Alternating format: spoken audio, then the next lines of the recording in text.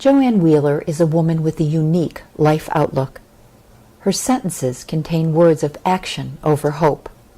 Her life has been determined by plans rather than dreams. She has lived, traveled, and taught in Europe, achieved a big city life in Boston, and undertaken a turnabout relocation into the rural wilds of Oil City, Pennsylvania, where for the last decade she has been an integral part of that community's revitalization. Now, Joanne says it's time for another life change, one she has determined will include a return to her artwork and a long-anticipated journey to India. But first, she is determined to ensure the future of the Arts Oil City program that she has nurtured and grown. We've talked about the impact of the Oil City Arts on the community, on the artists who've come here. Tell me what the impact has been on you. You've given 10 years of your life. That's a long time to help create this project. Is it worth it? Are you glad you did it? Would you change anything?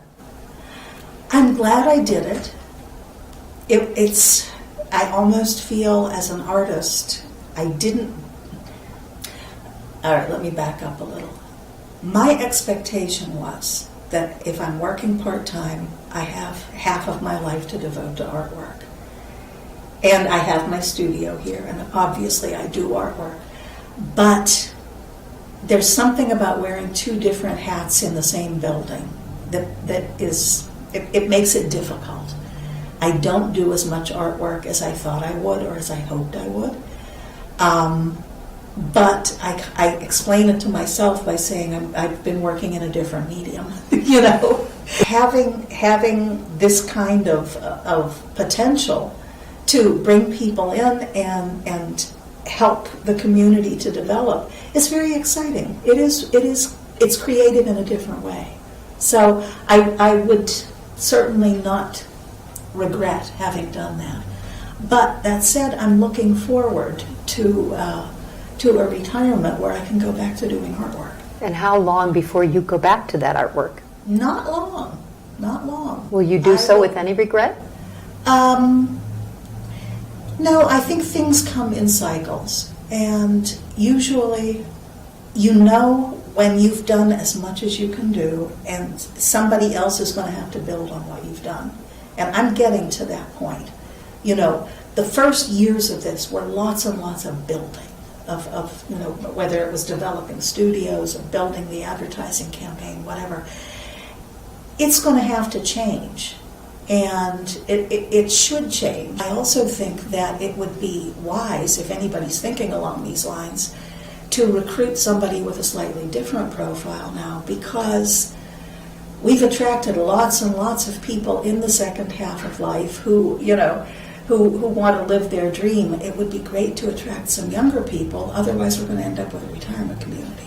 Right. You know, which is also not bad, but in order to keep the lifeblood going in a program like this, you know, you need some wider generational appeal. And since like does attract like, I'm not attracting 35-year-old couples, you know. I'm attracting people who are like me. But that was necessary. People who are willing to take a risk, people who wanted to kind of stick their necks out and get in at the bottom of this and help the program to grow. I've done what I've done, you know, and I'm proud of what I've done, and I think it's great. If somebody comes in and changes things up, that's okay. You won't be offended. That's to be expected. Heavens no. Heavens no.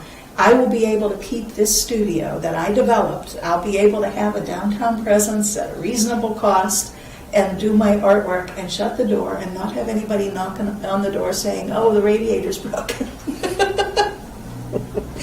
Which I'm kind of looking forward to. So it's not that far away. If all goes well, I will be retiring in the fall of 2017. So a year and a half. Yeah. So that's why my mind is going in that direction. A certain amount of succession planning has to happen, but a lot of it's going to be out of my hands. And that's okay. Is there anything about Oil City Arts or about the Arts Council or any of those things that we didn't talk about today that you want to make sure the message gets out? Yeah, I guess the thing, because the interview has been with me and my perceptions are very personal, it sounds like I did everything. But in fact, without huge amounts of volunteer time and effort and skill, before the program ever started, the Arts Council was an established entity. You can't attract artists into a cultural wasteland, But if they come and they see, oh gosh, there's a concert series going on, or, that's something that's reassuring to somebody who's relocating. And then the actual development of the program, I've had a committee of volunteers from the very beginning, and the personnel has changed, but the support has been wonderful all along. So, it's not a one-person show. I'm just the only person who gets paid. And to some extent it follows your vision, because you're the one who's here every single day. Right. But if somebody comes to town and 3 people are aware in advance that they're coming and run into them on the street and talk, it makes for a welcoming experience. Right. We have a couple coming from Portland, Oregon, next weekend, yeah. And already people from here have been in touch via email and phone. They've been in touch with a couple of people here that have similar interests. I feel like when they finally arrive, they're going to be meeting friends. And that's what I want to see,